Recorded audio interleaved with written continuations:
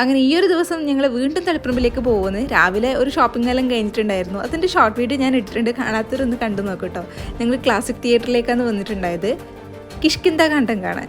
നേരത്തെ എത്തി, അതുകൊണ്ട് പതിവ് പോലെ തന്നെ സ്നാക്സൊക്കെ വാങ്ങി സെറ്റായിട്ടിരുന്നു.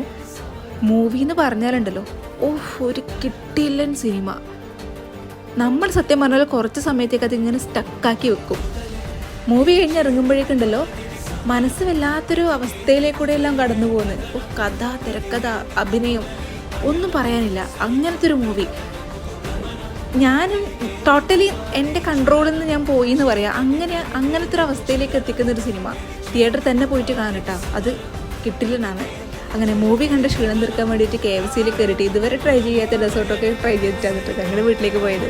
അപ്പോൾ ഇതൊക്കെയായിരുന്നു ഈ ഒരു ദിവസത്തെ വിശേഷങ്ങൾ. എൻ്റെ വീഡിയോസ് ഇഷ്ടമാവുകയാണെങ്കിൽ തീർച്ചയായിട്ടും ചാനൽ ലൈക്ക് ചെയ്യാനും ഷെയർ ചെയ്യാനും സബ്സ്ക്രൈബ് ചെയ്യാനും മറക്കല്ലേ. അപ്പോൾ ശരി, മറ്റൊരു വീഡിയോയിൽ കാണാം.